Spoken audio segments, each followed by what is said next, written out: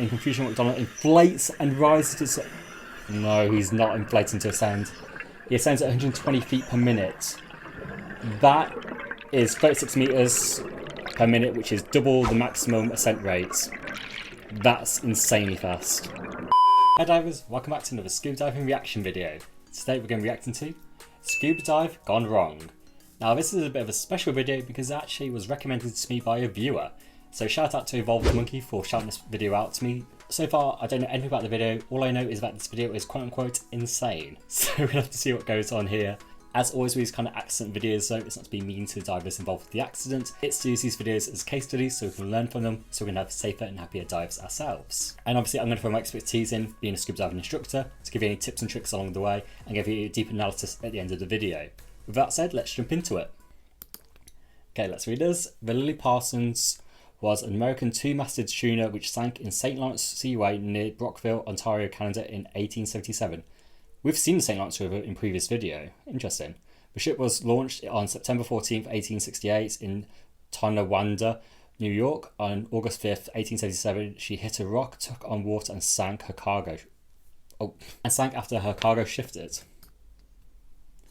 The wreck was discovered on August 6th, 1963 by 3 members of the local diving club, complete with 500 tons of coal on board. Wow, that's a lot. I love having backstory to wrecks. It always makes it way more interesting. She rests at the depth of 65 feet, 20 meters off the shore of Sparrow Island. Nice. So that's actually really accessible, that dive site. On August 13th, 2015, a group of men from Baptist Creation Ministries dove the wreck site. The following is a record of that dive. Ooh, okay. So if anyone's wondering about why is it all pink, that's a magenta lens on the actual camera. And that's just used to balance out the green water. And as we say, we've seen this kind of dive site before. We've seen St. Lawrence River, if you want to check out the previous video, with it having very crazy strong currents. So we could expect that on this video. But yeah, that's why it's all pink. It's to try and balance out the kind of colour when you go underwater, so it looks a bit more normal coloured. Michael McDonald begins his descent. So straight away now the pink's disappeared and it's going more to normal colours. Red Tuck is in the lead position. Got named characters for this one.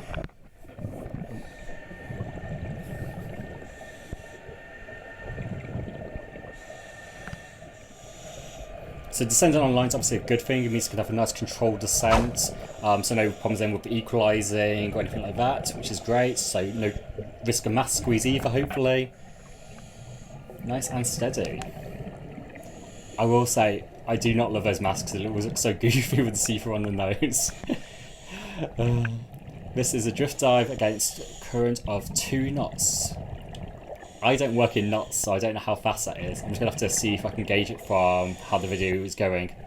The fact that using the descent line, though, might imply that it's quite a strong current, or a reasonable current. Rocky bottom can be clearly seen. Yeah, visibility honestly looks quite nice from this, so... Although, as we know, it's not too deep, the bottom isn't, so maybe not the best it is, as I am saying. Could be about 10-ish meters though, from what I can gather, glancing right now.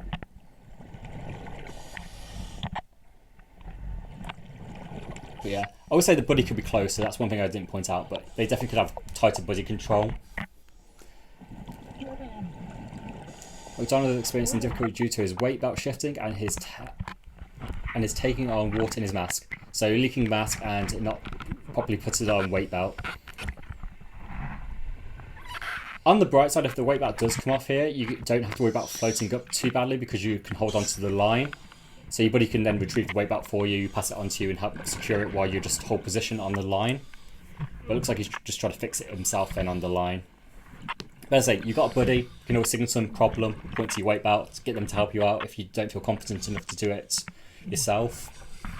If these guys are inexperienced. Okay, so at the bottom now. Upon touching bottom at 55 feet, he begins attempts to clear water from his mask. Okay. 55 feet, that's about 17 meters, I want to say. 16 meters. So nice and shallow though. Still in open water territory this is, depth-wise. Oh wow, there's another guy even further away. So I'm assuming he's trying to clear his mask right now to get the water out of it. So it's just 2 attempts then. Hopefully it's cleared now, but we can't see. Is it clear? No, going again? No, you can still see the water there.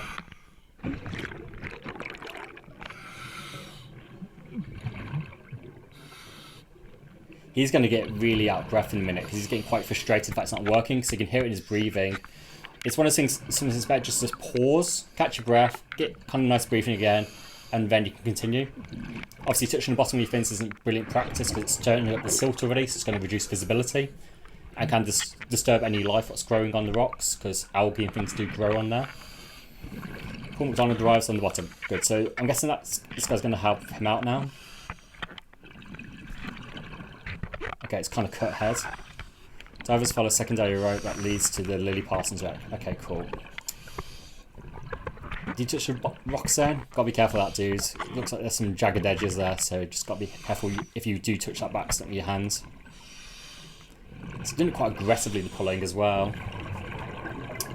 Zebra mussels can be seen covering the rocks. They are very sharp. Yep, as I just warned. So this is a good reason why you don't touch the bottom, because you can obviously disturb and harm marine life, but also it can harm you. So just don't do that. I will say he's going across the rope quite a fast pace here, and you can hear the breathing is a little bit ragged.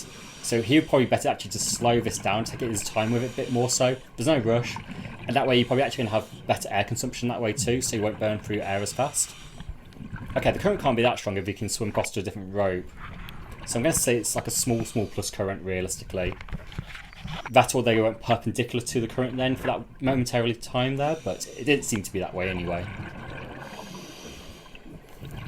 Checking SPG, good idea, especially if you're breathing harder. I say there's no harm when doing this sort of thing, just to take a breather, do it slower slightly just so it's more comfortable for you. This feels like he's forcing himself to go a lot faster than he should really be going, because the breathing is really intense right now. Again, buddy grouping's not great, that guy's way too far ahead. That's one issue that could come back to bite them if they do have a problem right now, that they're not close enough to each other.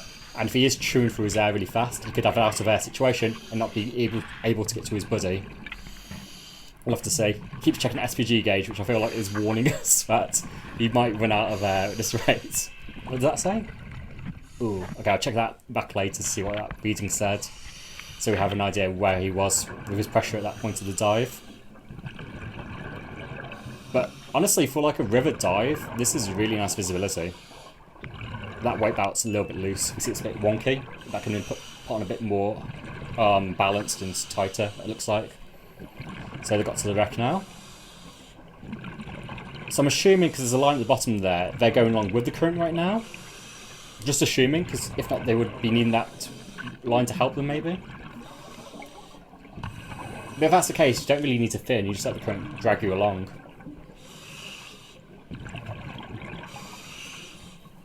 Slightly better grouping though, he's getting closer to his buddy. Still could be a bit closer, but it's better than it was before.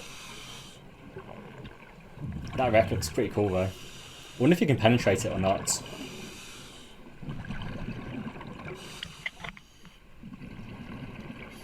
He loves a little selfie. French-Canadian team can be seen diving below. Oh, they're using the line, yes. They must be going along with the current, because they're using that line to help pull them along, whereas these guys don't need to do that. Moving his hands a bit, that's wasting energy, so that shows a little bit again of less experienced, poor technique. So, I don't know what the experience level is of all these divers in the group. Obviously, the wreck sits about 20 metres. Oh, so the decision is made to go for a deeper dive to 100 feet. That's not usually a good idea. You don't usually change your dive plan on dive. Either you plan to do that in the start, or you do it later. Both divers are sinking too fast, and now they're causing the currents.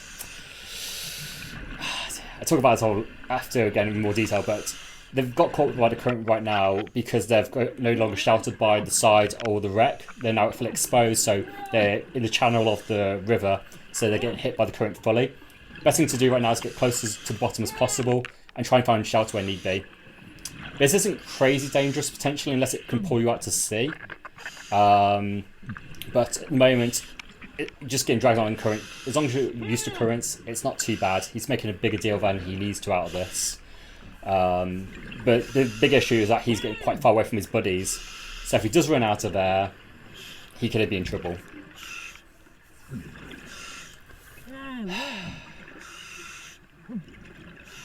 He's really tuning that out. McDonald's getting nervous and narcolepsy setting in. I think he means narcosis, not narcolepsy. That's a whole other thing.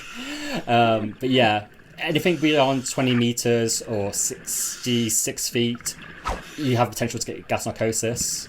And if you're not as experienced, you're not going to handle it as well. I find the more experienced you are with handling deeper dives, the better you handle gas narcosis. You just recognise it and then you try harder to overcome the symptoms of it. At least he's getting close to his buddy again, thankfully. He's really chugging that air though, jeez. What is that pressure saying? Yeah, it looks low. That looks low to me there. See the needle bit.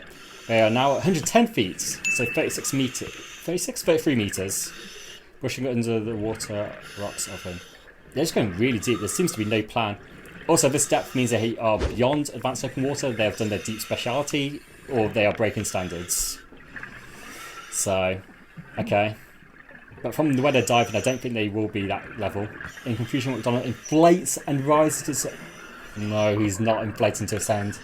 He ascends at 120 feet per minute. That is 36 meters per minute, which is double the maximum ascent rate.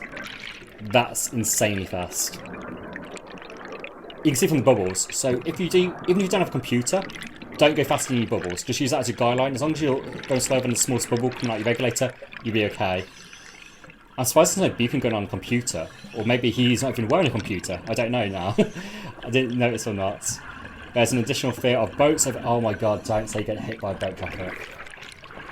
This is going to be bad. Please don't say you get hit by a boat. This is hard to watch. The magenta's come back into it, so you know it's getting close to the surface now. Oh my... He has a very high chance of getting DCS. I also didn't notice the breathing on that ascent. I'm going to have to play that back, but there's a risk of DCI as well if he potentially wasn't breathing properly on that ascent as well here. Very, very concerning. And he needs to be mindful of boats, so, geez. Now concerned about his partner, McDonald looks below. I'll be more concerned about boats at this point. Like, yeah, you can have a look around and see if anyone's coming, but realistically, you need to be worried if a boat might hit you or not see you, because on the surface without a buoyancy device or any like signaling device, it's super easy to get hit. This is very sketchy. There's lots of bubbles around him though, so hopefully that means his buddies are ascending, hopefully at a safer rate though than he did, and they're going to rejoin at the surface. Just a reminder, if you do lose your buddy on a dive and you realise they're not with you, look around for what feels like 1 minute, still can't see them, that's when you decide to go up and do it at a nice safe rate. And if you can skip the safety stop, but if you need to because you've done a particularly long and deep dive, do the safety stop just for your own safety, and then you can rejoin the surface and find them that way. Oh, there you go, one of the guys is with him, nice. So he came up as well. That seemed quite fast. He might come up not in a similar speedy rate then, because he wasn't on the surface for that long before he got back to the surface. Paul McDonald lost his right fin on the way up. They had a messy dive, haven't they? He's lost his fin as well. Jeez. It's a fin, not a flipper. Just going to say that. That's a little bit snooty, but does warm me up a little bit when they call flipper. Best I've ever did. Yeah. How deep did you go? I was at 110. Okay. What about you? You don't know. I got you at one. I got you at 110. I got you because there's right behind you, just above you. Oh my word. Yeah, my thing doesn't even fit now. And the boats are fully inflated on the surface, but no signaling device, so they are still exposed to potentially getting hit. Let's just let the. They are surprisingly relaxed for saying like they had both not great sense and not with any signaling devices. I just saw you going deeper and deeper. I thought I lost you. Yeah, which wasn't smart. My god, Hatch is arriving with the boat. Wait, is that the other buddy? Is he somehow already ended the dive and he's back on the boat without his equipment on now? What? Either there's one guy still down at the bottom still, or that's the guy who's ended the dive before everyone else. So many questions. So many questions. Okay.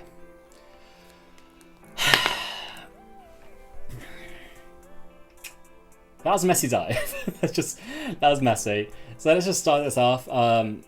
All seemed fine to begin with. Descending on a line is a fantastic call, especially if you're an inexperienced diver, especially if you're in current.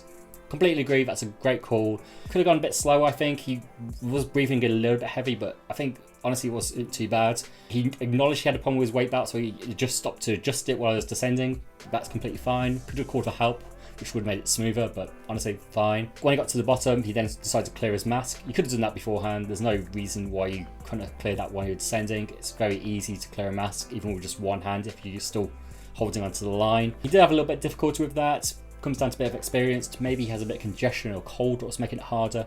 I don't know. But it took about 3 or 4 attempts, but honestly, he got there in the end. That's the main thing. If you are having trouble though with clearing your mask or anything like that, and you get like he was getting a bit worked up, he was getting a bit stressed, I think one thing to do, even though it's not comfortable to have water in your mask, just stop for a second and catch your breath and then try again. Don't just kind of rush it. From how I could see from the footage, even though it was a bit hard to see, I think he could have done a more exaggerated head tilt down. That would have helped a lot. And he could have done a slower kind of motion up. He kept trying to rush it really fast, which again was a sign of him being frustrated, trying to just do it quickly. Whereas if he did it slower and correctly, it would have been like ultimately faster for him to clear the mask. But again, just comes down to experience. If you're not used to mask skills or you're not very good at mask skills, try and practice them every dive. It's going to help you get a lot better all in all. Also, during that whole time when he's clearing the mask, he was touching the bottom with his fins. Bad habit, especially if you've got a line. There's no excuse to be touching the bottom with your fins. Just stay neutrally buoyant there and just in a nice flat position, and that way you don't have to touch the bottom. I say it's less bad on kind of rocks like that, but it still can turn up sediment and silt to reduce visibility. But things like algae and other microorganisms can be growing on there, so you don't really want to disturb that ecosystem either. So just a little bit of a bad habit there. They then had to go on a connecting line to pull themselves to the wreck. That's completely fine to do, especially if there was stronger currents. I don't think the currents was crazy strong from what I can see, because they were able to kick sometimes without having to worry about currents. But at the end of the day, it will save you energy for just pulling yourself along on a line. So that's obviously great. So it's going to give you more pressure or air in the tank to work with that way. So I always say that's always a good thing. I think they could have gone a bit slow and took his time though, because he was breathing quite heavy even though he was doing that. Just be mindful as well of obviously the other rocks and stuff around him. It points out there's some mussels on the side there which will have a jagged edge to them, and sometimes he did accidentally touch the bottom with his hand, so that could easily slice his hand open, disturbed obviously the mussels.